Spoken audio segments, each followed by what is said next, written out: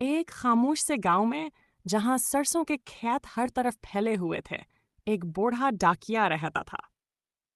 غلام رسول 40 سال سے وہ گاؤں میں خط باندھ رہا تھا، محبت بھرے پیغام، امتحان کے نتائج، فوجی بھرتی کے احکام، شادی کے کارڈ اور افسوس کے خطوط۔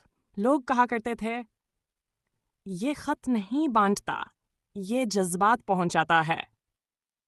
ہر صبح وہ اپنی سائیکل چمکاتا، خطوں کا گٹھا بغل میں دباتا اور ہنستے گاتے گاؤں کی گلیوں میں نکل پڑتا۔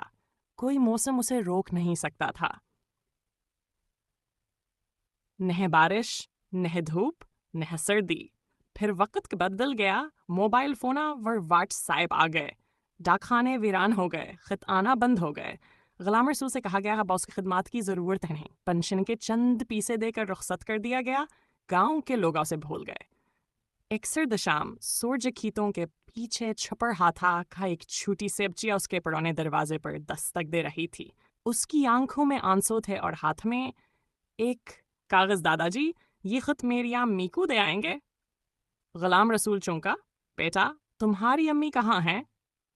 وہ آسمان کی طرف اشارہ کرتے ہوئے بولی، پاپا کہتے ہیں وہ اوپر رہتی ہیں، ہمیں دیکھتی ہیں۔ غلام رسول نے کانپتے ہاتھوں سے خط کھولا۔ لکھا تھا، امی، مجھے آپ کی بہت یاد آتی ہے۔ میں جماعت میں پہلی آئی ہوں، آپ کا دوپٹا لے کر سوتی ہوں۔